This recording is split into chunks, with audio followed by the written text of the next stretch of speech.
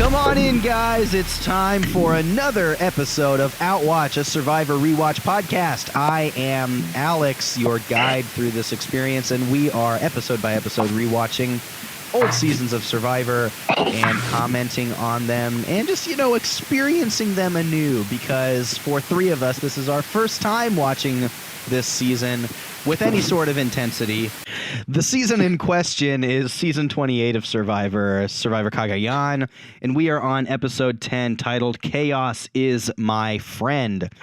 He is a friend of mine, Mr. Chaos. It's a long title. Yeah. Who said that? I loved the old hymn that you grew up singing in church. I have a friend in chaos.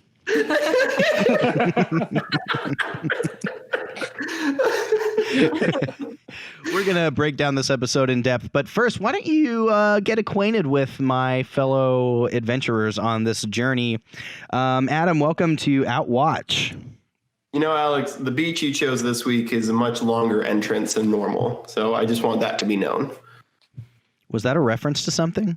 You just said, come on in, guys. So the walk this week got longer. It would have been better if we didn't riff so much in between. Yeah. I'm real parched from that walk. There's water back at camp. Hey, one of the big moments of this episode is we had a Survivor auction, and that got me thinking, y'all, what would you love to see in a Survivor auction where Jeff uncovers one of those platters and this thing is sitting underneath it? Adam, what would you love to see at a Survivor auction? Jeff to take off the cloche and reveal a quilt, and he says, "This is a quilt my nana knitted me," and then he looks dead in the camera and says, "You know what you did."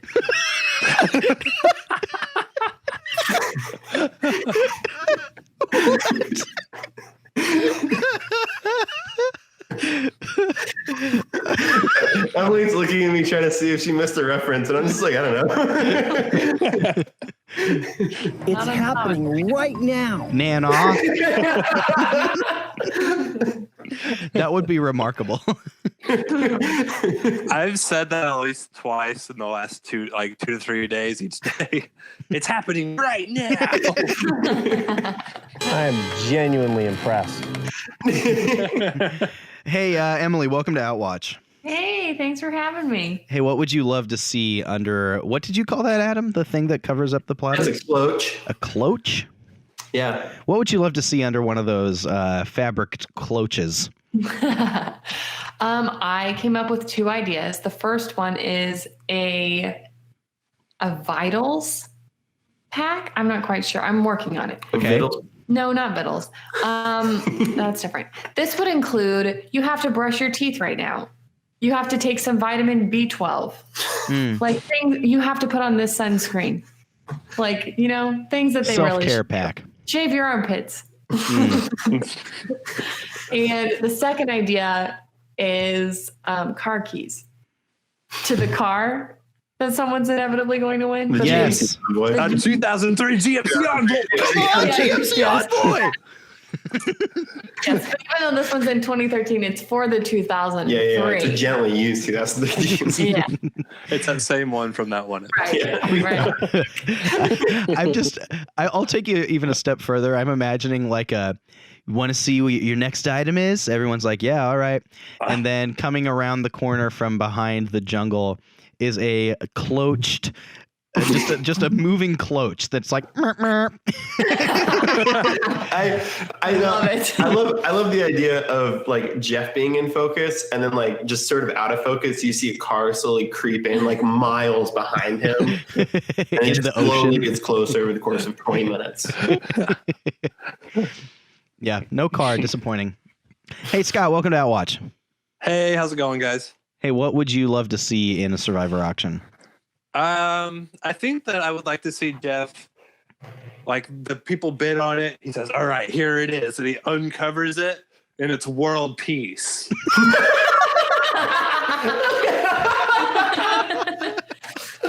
Only the person who bid on it gets it. I bet the rest of you feel like real assholes now for not bidding on that one, huh? Oh, you wanted an advantage to the challenge? Here's world freaking peace. You dick. Like some sort of survivor monkey, do you? I would love it if, it similarly is one of those secret things, and then Jeff unveils it, and underneath are 2 tickets. And if you open it up and read it, it says, "Good for 1 free back rub from Jeff." And there's like a winky face. And Jeff just looks at him and winks. That would be the true prize. And then he says, "You know what you did." Nana. Jeff just spent an entire season dissing his Nana because she knew what she did. Nan. Wonderful. Well, today we are talking about episode 10 of Survivor, which does indeed feature a Survivor auction. What do you say we get things started here by taking a trip down to Tree Mail and breaking down beat by beat what happened in this episode? We start off strong, right, with that Survivor auction right off the bat. And immediately Tony and Spencer are thinking through the strategic implications. They think there's probably an advantage at play and are planning on holding on to their money until that advantage is unveiled. At the actual auction, Woo, Cass, Trish, and Jeffra all get food, while Tasha, Tony, and Spencer do indeed hang on to their money. And at the end, Spencer and Tony both put all $500 down on the advantage. Tasha holds on to hers, expecting something else to come up, and they have to draw a rock for the advantage. And just as everything else has gone in this game, Tony gets the luck of the draw here and ends up with an extra advantage. Spencer and Tasha end up with nothing. Back at camp, Tony starts to get annoyed and hurt that after he has put himself without receiving food at the auction and instead getting an advantage, that everybody else in his alliance and everyone else is lazing around. He feels as though he's made a sacrifice and no one appreciates it or recognizes it. And he's starting to feel annoyed by the girls, and beyond even annoyance, starting to feel suspicion that maybe they're starting to put together an all-girls alliance. This is an idea that Tasha and Spencer are kind of putting out into the open and trying to get Tony to believe, to try and create some distrust and some breakage of that group. Right before immunity, Tony unwraps his advantage, and it turns out to be another clue to another immunity idol. And he goes off and finds it, making it 2 idols in the pocket of Tony, one of which is of the super variety, and the other one being a just standard old idol. At the immunity challenge, we've got a bag digging up sequence followed by a table maze. And Tasha wins this one, too. That's 3 straight immunity victories for Tasha. Back at camp, Tony and Woo begin to strategize voting out a girl. They think that if they vote Spencer out here, even though he is vulnerable, that the girls will just come right for the 2 of them after that. They pitch their plan to Spencer and Tasha, and they both seem to jump on board pretty readily at all. But then Tony gets freaked out by Spencer because he goes idol hunting, and he begins to wonder if Spencer's got something up his sleeve. At Tribal, Tony immediately throws Jeffra under the bus as wanting to vote him out at the last sequence, and then he pulls out an idol and puts it around his neck as a show of force. And we have the votes. Tony doesn't play his idol. He holds on to it. And Jeffra gets the boot 4-3 as all of Tony, Woo, Spencer, and Tosh send votes Jeffra's way, where Trish and Cass are left in the dark once again in a blindside on their own alliance. And so just like that, we're down to just 6. Tony and Woo flip on their alliance once again. Spencer remains in the game. And Tony's got 2 idols, fam. 2 idols. Count them. 2. 1, 2. 2. I'm good at math. Lots of stuff happened this episode. Scoots Magoots, what was your favorite moment of this episode? There were a lot of moments. So many moments. I think I was kind of I kind of liked the auction overall. Auction was fun. The auction is fun. This is we didn't have one. Did we have one in the last season? I don't think so. No, we didn't. So yeah, this is our first one. I think I've seen it from other, like when I've watched other various random episodes of Survivor, but it was cool. My favorite, there were a lot of good quotes. One of them was, "Get a fat dip of that guac." Yeah, Wu was like living vicariously through Jeffra in a very sexual way. Yeah, there was a lot of sexual energy coming from Wu at that Survivor auction. Between that and the ribs, like find somebody who loves you like Wu loves them ribs. What a good Survivor meme, Scott. Thank you. I feel like the producers have got to love Wu. Like he's hilarious. Every time he like says anything, like whether he's by himself or in the group, he's just hilarious. Boom, Sonic the Hedgehog style.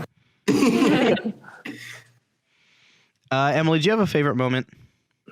I honestly just love the auction. I completely forgot that was part of Survivor. So it was very exciting to like see what people chose and the different items that they had for sale. Mm-hmm. I did wonder how good those items actually were, because I'm sure that they stood under those cloches for quite some time, yes, including the soda that the flat soda Trish bought. I was like, that's got to be flat AF.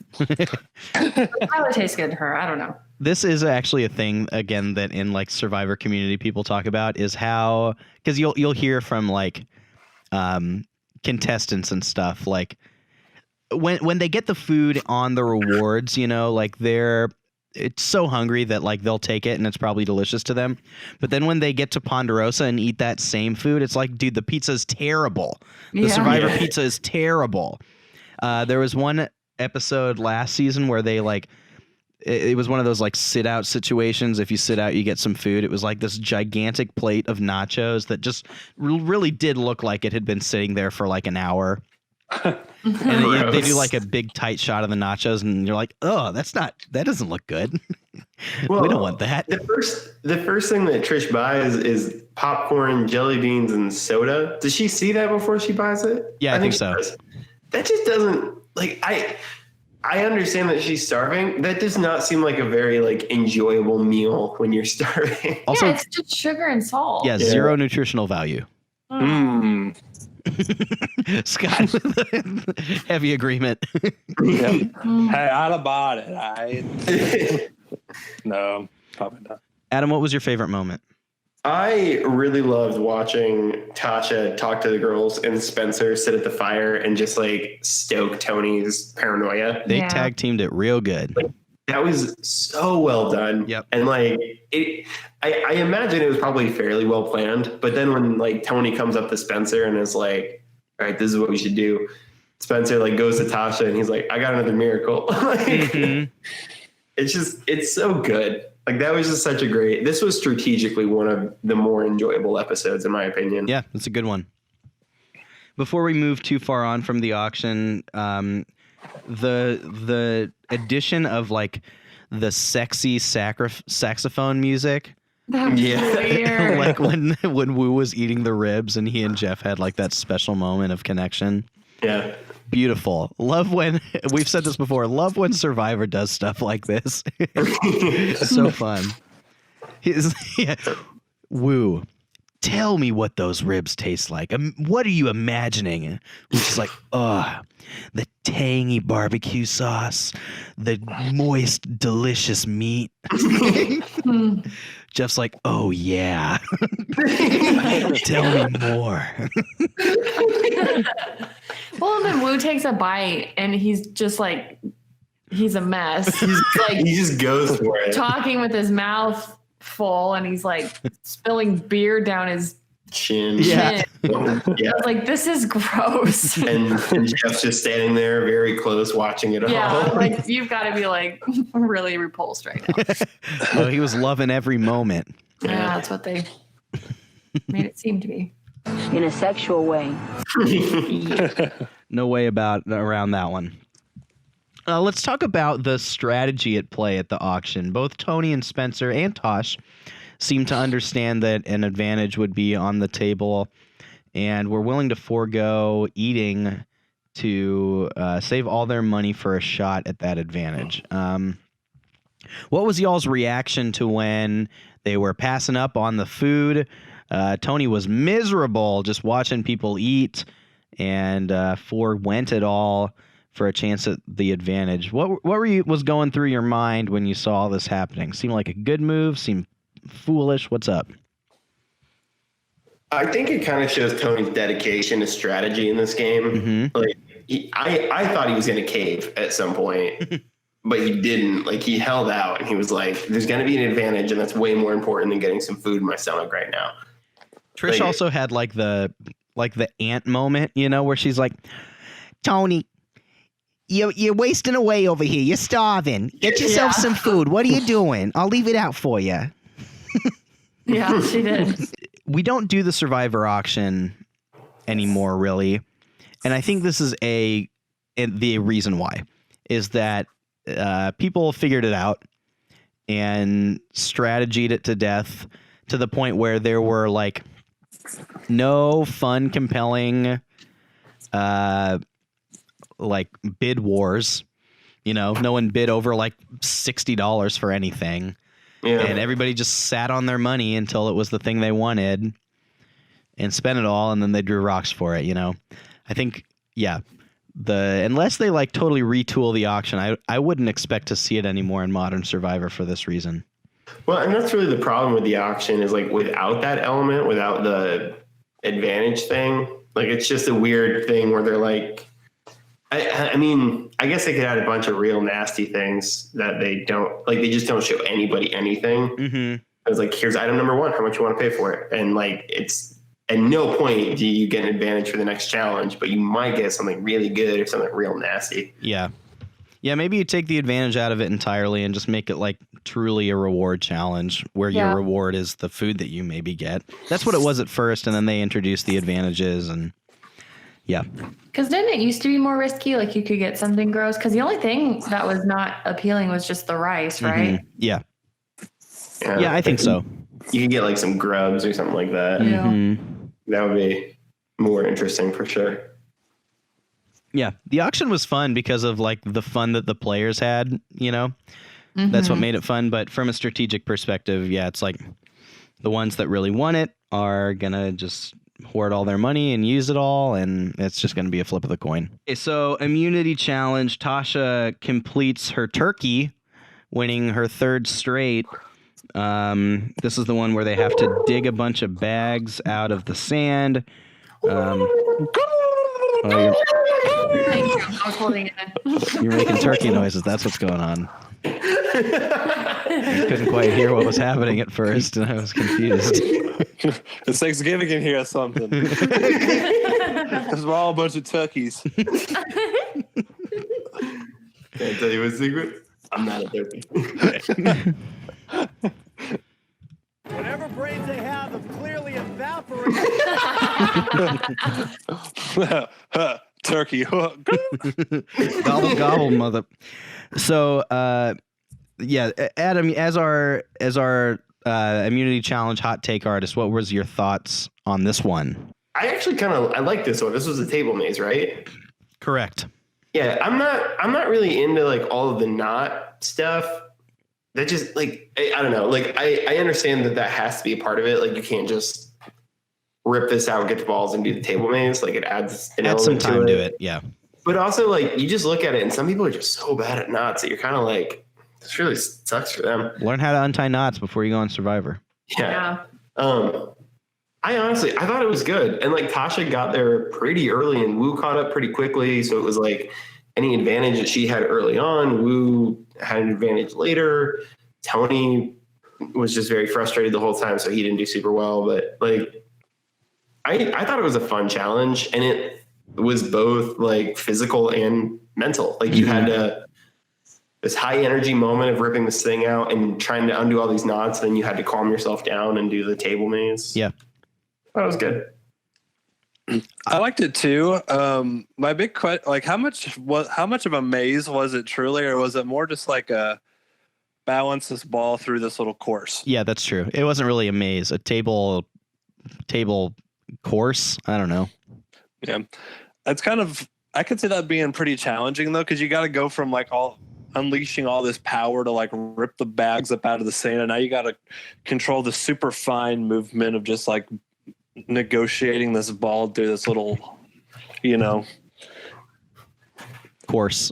Yeah, the little course into the little holes. Just the contrast would be a little bit difficult. Reminds me of the biathlon, Scott. Oh yeah, yep. Scott and I had a great project back in the day where we did play-by-play commentary on a biathlon recording from the Olympics. We need to do that again. We missed that our was so chance. goofy. It was fun though. I was also confused with Tony's strat. Like the first time he gets to the table maze, do you remember that? Jeff even was like, I don't even know what Tony's doing, but you just get a shot of him just like slamming the maze down. It's like all those balls go flying. What are you even trying to do? I don't know what here? he was doing. Yeah. I don't know if he was like mad and like got frustrated and slammed it or what. Maybe he thought he was gonna like ramp it or like catapult it to the other end. I'm gonna bounce the marble into the hole. Yeah, that was a little bit ridiculous. Yeah, I think he just got frustrated with himself. And so after all that, Tasha wins again for the third straight. She is a legitimate threat at this point between what we're seeing from her socially and strategically, and now that she's ripped off 3 straight immunity challenge wins. She's really making a name for herself in a way that's like more quietly than you would expect based on like on paper what she's done. Yeah, it's such an interesting, like, they haven't had the option to vote her out in three weeks now. Yeah. And so, and there's always been someone else. And after this week, it was supposed to be Spencer was gone, and then they had to beat her in an immunity challenge. So there wasn't like this ramp up of like, oh, we should get rid of her because she's really good in challenges. She was really good in challenges when she needed to be really good in challenges. Mm-hmm. Yeah, you can make the argument that like her and Spencer are the 2 best Survivor players in the game. The only difference is like they don't have any like mindless cronies following them. They're on the social game right now. Yeah, they're just on the wrong side of the numbers. Tony does, yeah. Yeah, I've always wondered with this season, like how things would look differently and how like what you would see from Spencer and Tasha had they had from the start, like a good group, like a following, and not had to play from the bottom the whole way. And even from the bottom, like they've put together very strong games and are now in the top 6, which is incredibly impressive.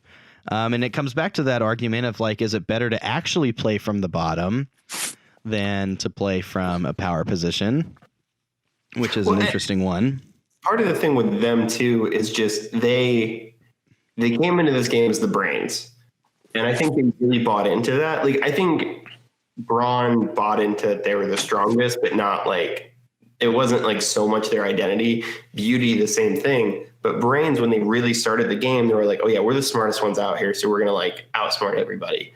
Mm-hmm. And just, they lost so much so early that they just had to be completely stomped by the game to realize like, okay, we can't think that we're the smartest people out here right now. We just need to get through. They were humbled. Yeah. Another interesting note here with Jeffra being voted out this episode, that makes it 4 straight original beauties that kick the can now. It went. That's all of them, isn't it? Yeah, it was Alexis pre-merge and then Sarah. But then since then, it's been Morgan, LJ, Jeremiah, Jeffra back to back. Yeah. Rip. They're all gone now. They split up. One of the other big things, of course, this episode is Tony finding his second idol. This one was aided by a clue. He didn't find it on his first attempt at it, but after he had felt the paranoia because of the girls all talking to each other, he was motivated to go out and look again, and then ultimately finds it by a big white tree. Tony's got 2 idols now, and sitting as the head member of a majority alliance here. Despite all of his antics and all of his moves that you could say on paper are bad, he's in a pretty good spot. Yeah, Emily, what is your assessment of Tony's place in the game at this point and of his idol finding prowess? Yeah, I mean, I want to be annoyed by the fact that he has so many idols, but I mean, he has found them. He earned them. True.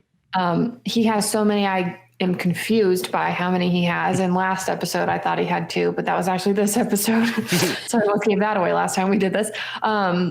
But I think he's in such a good spot. I kind of want people to rally together and try and go against him instead of just going with whatever he decides to do. But at this point, these idols are going to keep him in the game. Yeah. So he's going to be really hard to pick off at this point. It would take a killer blindside to get him out with 2 idols in his pocket.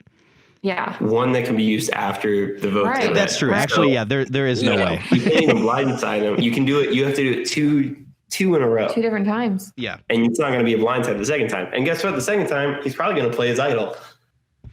Yeah. He's in 4. You have to take him out right before the final, unless you can't use it after. Assuming he can use it for the next 2 tribal councils, like he's set to get to at least 4. Yeah, that's true. It's just he's in such a power position right now. It's insane. Even like he can basically ignore the rest of his like alliance. He just needs to win an immunity challenge in the 4. How does that work? Do they vote someone out to get down to the final 3? It depends on the season. So yeah, typically when there's a final 3 in older seasons, or actually just all of them, but the most recent 4 or 5, yeah, there's an immunity challenge at 4. You go to tribal council like usual and vote someone out. In recent seasons, they've added a new mechanic where at 4, there's an immunity challenge, there's a winner. And then instead of just doing like the vote like usual, the winner then picks 2 people to engage in like a one-on-one fire making competition. And the loser of that loses. So yeah, typically at 4, the reason they do that is if there's a tie at 4, the tiebreaker is that fire making competition. And a lot of times there is a tie at 4, just at 2-2, so it kind of just skips a step. And also a lot of times, yeah, the best player gets voted out at 4. Actually, just like in a lot of seasons, the best player gets voted out the one right before the final, And so this is a way to try and help the best player actually win, I think. So anyway, to answer your question, yeah, when there's a final 3, there's just a tribal council at 4. But also individual immunity idols definitely aren't allowed at 4 when there is a final 3. Yeah, Tony in a powerful position now, as you laid out, like having 2 idols at the final 6 effectively guarantees you top 4.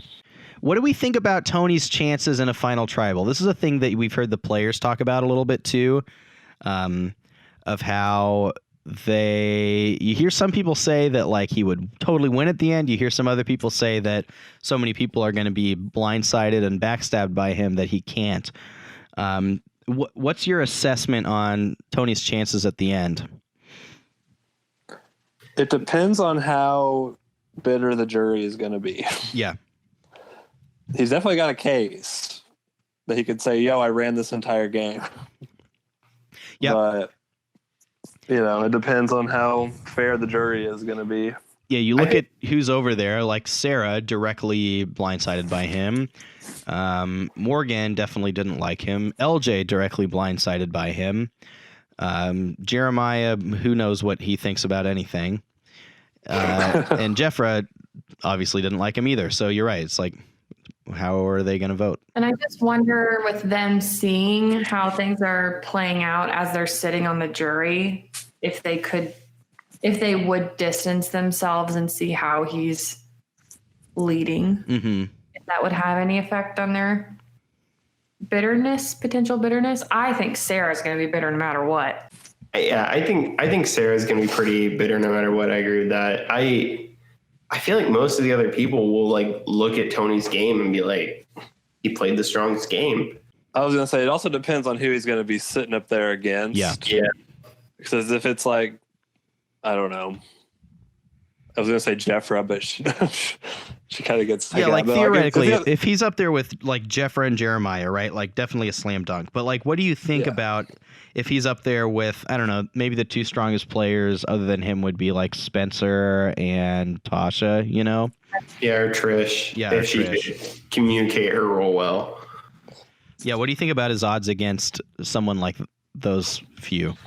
I don't know. I still think that he has played probably, like, he's definitely called the shots enough, and he's had a direct role in pretty much every decision made. I mean, it's still pretty, you don't discount that, even though the others have played good games. I mean, that's the thing. Like Spencer and Tasha, they were patient. They waited for their moves. And hopefully, if the previews for the next episode are right, they make their moves.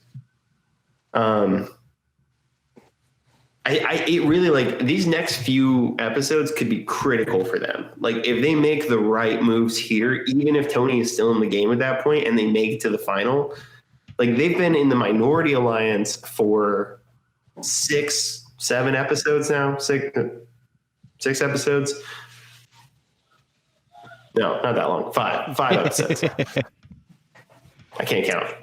They've been in the minority alliance for 5 episodes. They were in a Brains tribe that lost every challenge, basically. They went to tribal council 3 times. They were so careful. And if they make it to the final in like one big move here in the last couple episodes, they have a real shot. Like, they have a real argument, I think. Yeah, they have a great story. Yeah. And they didn't screw over as many people as Tony did. Mm-hmm. I still think Tony played a stronger game. I also wonder how well Tony would be able to defend himself. Yeah, especially compared to someone who I mentioned in last episode, and he did it again this time, Spencer. Yeah. Just calling the game and being very measured and... Yeah. He's so rational. good at tribal. Like, yeah. So, I mean, if that's the last impression that people get is what you have to say for yourself, that has some weight. Mm-hmm. Yeah. Let's talk about this specter of the women's alliance here that really spooks Tony and Wu. That's my favorite Mission Impossible movie. Women's Alliance? Spectre of the Women's Alliance. Yeah, that's a good one. I thought that was a Jason Bourne movie, though. I don't know.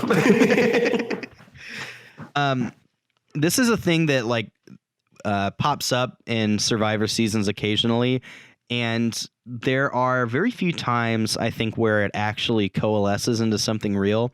But with a lot more frequency, it's men being scared of the idea of it and causing them to act like in a paranoid fashion. We could get into all the deeper social and political implications of this. That's how Trump won. I got it. He threatened that everyone else is going to form a women's alliance. You can cut that joke if you want. It's probably not a great joke to leave in. But yeah, like it's a thing that is mentioned with like some frequency, and it like often frequently causes people to like freak out and act super paranoid. It's such a funny thing if you really think about it. Like, what their logic is that, like, oh, the women are going to team up against us instead of, hey, we can get rid of those stronger players. It's not a gender thing. It's just like, Tony's been running the games. We can get rid of him. We don't have to trust him anymore. Like, I think it's a version of that logic somehow, but they just gender it.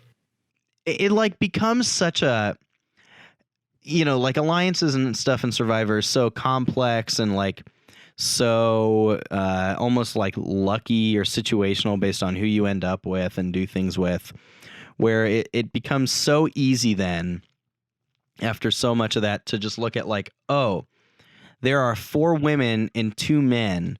They are going to join together and vote us out because of this like very obvious apparent thing that they have in common, you know? Yeah. And of course there's, again, like without getting into a social discussion about this like problematic thing with like men in general who like fear the coming together of women. We're calling them girls and not women. I'll just leave that out and then leave it.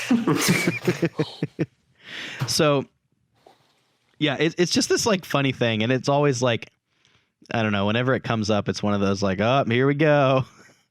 Women's Alliance, they're scared. I will say for this, it shows Tasha being a strategic player because she's obviously proven herself in the immunity challenges, and now she was talking, and they showed her in the water with the other women, and then they had her interview, and she was saying, yeah, I want Tony to see this. I want him to be afraid of his position. Yep. Like she's really real smart. And that's the thing, is because of that, what she's doing is like the conversations we're hearing, they're not strategic conversations, they're relational conversations. So what Tony sees is them getting along and not them hearing, no, please help me. Like it's just, it's 4 people getting along, and Tony sees that and he gets nervous. Yep. Freaks him out.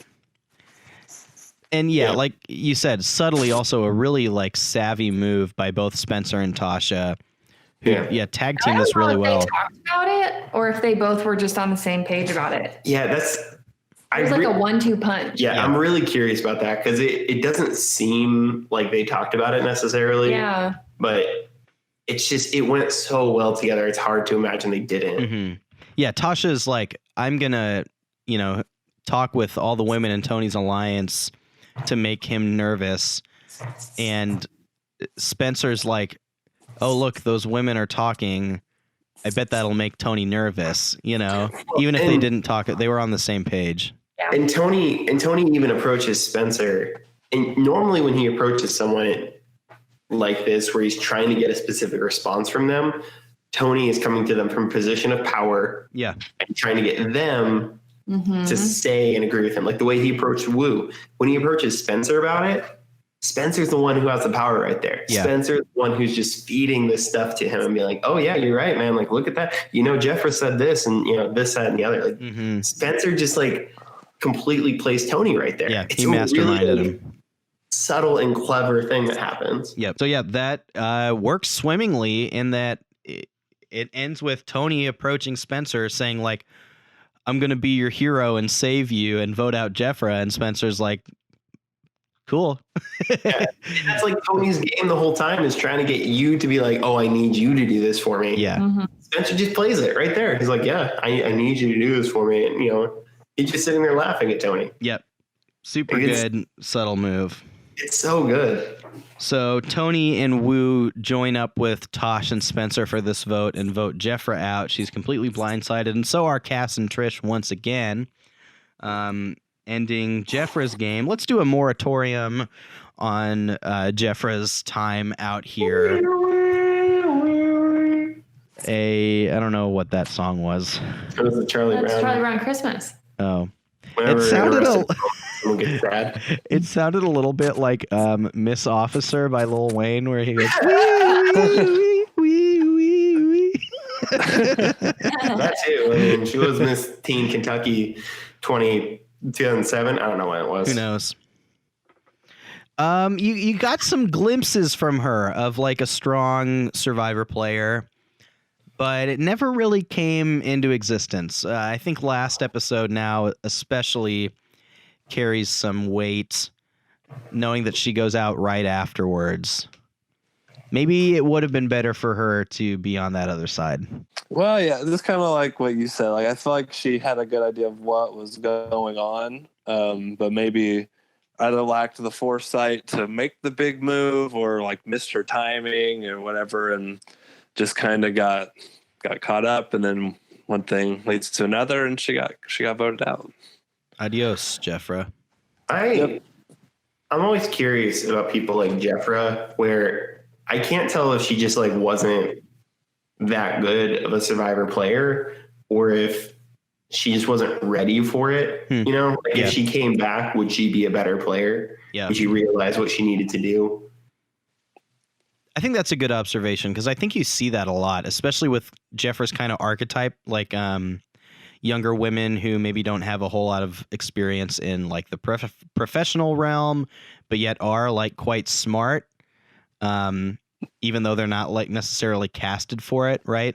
Yeah. And that first time out, they get out there, they're like fairly naive, and maybe not super cutthroat, but then they come back, have the experience of being on Survivor a time, and then also like being like 26 instead of 22.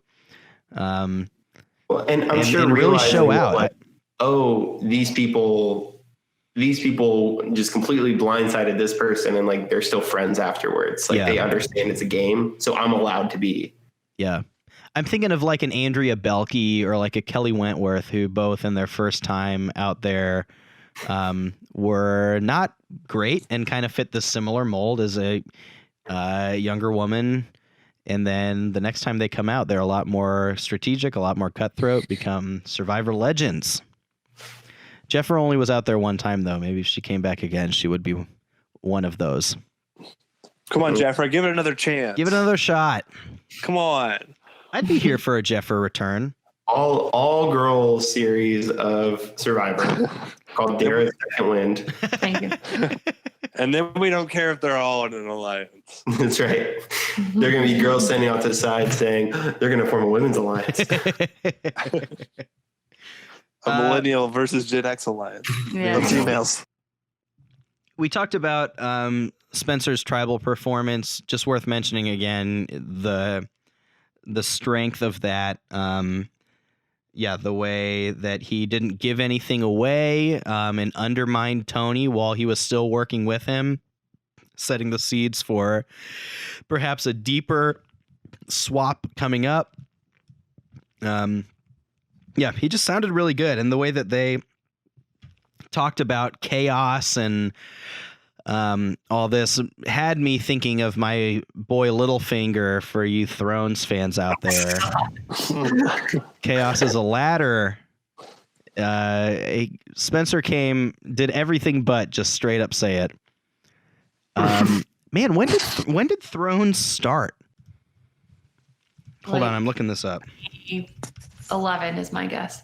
Oh my gosh, read it First out. episode date, April 17th, 2011. Boom goes the dynamite. Wow. So you know what? I bet the Chaos is a Ladder episode would have aired by the time that they filmed this. Maybe Spencer watched Game of Thrones. I could see him as a Thrones fan. Spencer totally watched Game of Thrones. 100%. What episode was the Chaos is a Ladder? We're doing some deep diving here tonight, folks. Season 3, episode 6, entitled The Climb, was May 5th, 2013. So that would have aired by the time that this season of Survivor was filmed. So perhaps Spencer was channeling his inner Littlefinger at this tribal council. This is such a dumb thing we just went on. It was so dumb, but it was so worth it. And now, I bet he was. Yeah. There's one person on this podcast who watches Game of Thrones. It's a ladder. Not today. Yeah, we just, for you listeners, we're recording this the day after the Battle of Winterfell aired. So high on the hearts and minds of the public consciousness right now is one person on this podcast. and of the world, dude. One of the most, like, I don't know, is a monumental episode of television in the history of TV, I'd say. Huge stuff. I won't spoil what happens, though, because that would make me a bad person for you listeners out there. It's like, yeah, that happened, but also Avengers Endgame is out this That happened, weekend. too. So nobody spoil that for me, because I actually care about that. Because I actually care about that. All right, last question, and then we'll move on to our MVPs. Was this ultimately a smart choice for Tony and Wu to vote Jeffra out instead of sticking with status quo and voting out Spencer? I think for Tony it makes sense. And why is that? he's just such a strong player right now. I feel like as we get closer to the final, people are going to be looking for opportunities to vote him out. And if Tony can use his idols for the next 2 tribals only, he's safe for those at least. And then he just has to win immunity in 4 to get that. Otherwise, I don't know. Like I just think it makes sense for him to flip now. Like if he's going to make a move, make another move, right? I just don't like if you're Tony or Wu, would you rather have who would you rather have as your enemy, Spencer or Jeffra? Right. I feel like the answer is Jeffra. I think Tony's afraid of Trish and Cass more so though. Why wouldn't he go for them though? Then why not go after them? Why did they vote out Jeffra? Yeah, I think they would say because she threw his name out earlier. So Tony thinks that he can justify it and get Cass and Trish back on his side. He thinks he's done this once. He thinks he can do it again. Yeah, he thinks he's going to nip the women's alliance in the bud and vote someone out who clearly didn't want to work with him, or at least had qualms about working with him. But you keep in Spencer, who is arguably your biggest adversary in the game. Yeah. But I think his thought here is if the jury, if he's in final tribal, he can spin it as he saved Spencer. The only reason Spencer's here is because I helped him. Interesting. Yeah, I mean, I like the move just because I just feel like Tony's whole MO this whole season has been being proactive. Like, you could argue how effective he's been at doing it. Like, if he could maybe have done it in a smoother way, but he's minimizing any potential damage as it comes up and kind of, I don't know, paving his way sort of to get to the ultimate goal. Mm-hmm. Yeah. I argued very hard after episode 8 that going after LJ right there was not the right time to do it. Mm-hmm. And then over the course of the discussion, we sort of realized that actually that does make sense. I think I've gotten to a point where I'm inclined to give Tony kind of the benefit of the doubt that either his erratic play is going to work and get him all the way, or it just won't. And Tony's got to play Tony's game. It's just Tony being Tony. Tony. What do you think, Emily? Yeah, I don't know. I keep thinking about Trish and Cass just because I don't know what they'll think of this. Trish seems to trust Tony so much, but I just wonder how many times he can leave her out of a decision before she questions his judgment and trust of her. Yeah. Will this be the straw that breaks the camel's back? Yep. Who's to say? And it means that if they all agree to vote out Tony next time, if Trish goes to Spencer and Tasha and Cass and Wu and says, we have to get rid of Tony, we're done with him, it seems pretty likely that everyone would be like, okay, yeah. There's a chance that Spencer and Tasha might argue or might team up with Tony to get rid of someone else, but you got to get rid of such a strong player. So then what happens is all of them vote for Tony. Tony plays his idol. Yeah. And then whoever Tony wants gone is gone. Yeah. And Tony gets to take out one player by himself. Yeah, we're at 6 now. And unless this vote, well, okay, Wu is deeply loyal to Tony now, clearly. And it seems that Trish is as well. That's 3. And so he has a solid 3. Right. Even if, this sends Cass back to the other side, that's only 3. Unless, this vote makes Trish feel alienated or Wu wisens up and thinks that he can't beat him and needs to make a move.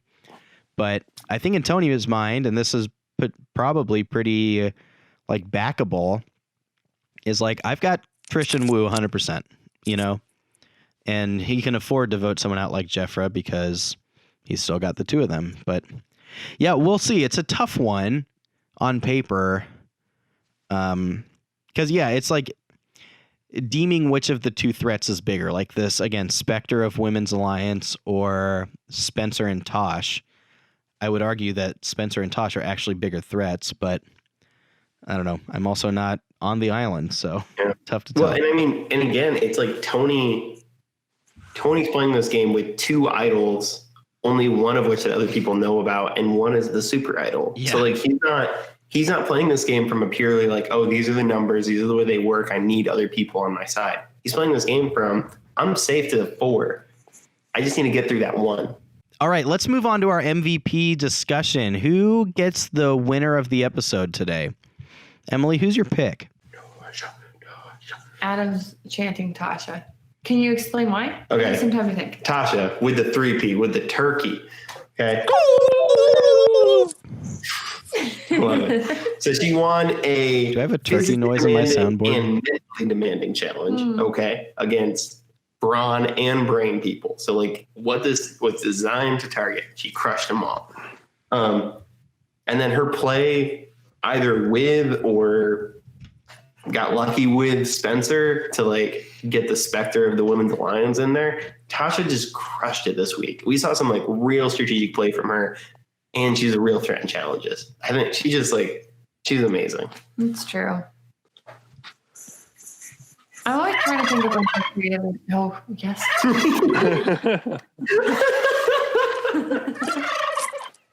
Yeah. Mom, is that you? Mom. The turkey. I'm always trying to think of a more creative answer than what might seem obvious, but that's a very good argument, and I really do like Tasha. So I'm just going to copy you. Tasha for the win. Scoot. Oh, I'll take Tony because he found the other idol and he did orchestrated another takedown of a person. Truth. I think Spencer, Tasha, and Tony are all like real serious candidates for this. Mm-hmm. Yeah. Give me Tasha, 100%. Yeah. Wins the immunity. Brilliant strategy in the water. Tasha's my pick. All right. And speaking of awarding people, let's go ahead and check in on our Outwatch fantasy game. Bad news if your name's not Adam, once again. Jesus. Okay, our scores at this point. In third place after receiving 3 more points from Tony. That's a turkey of 3 consecutive weeks with 3 points. Gobble, gobble.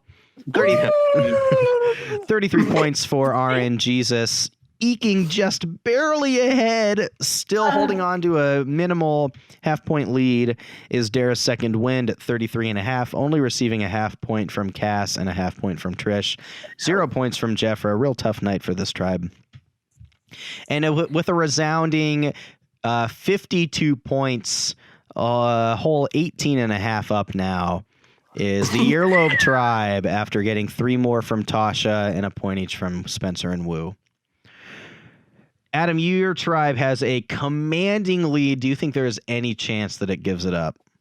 No.